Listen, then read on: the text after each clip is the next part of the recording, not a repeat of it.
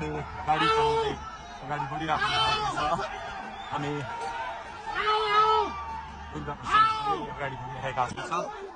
हामी दुर्गा प्रसाईसँगै अगाडि बढ्दैछौँ। यहाँ कसैले रोक्न सक्ने अवस्था छैन।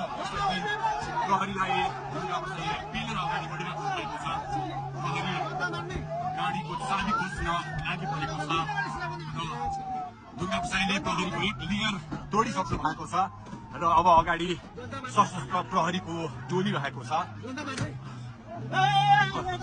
उहाँ अगाडि बढिराख्नु भएको छ। यो गाडीमाथि प्रहरीले अन्धाधुन्दा लाठीचार्ज गरिरहेको छ।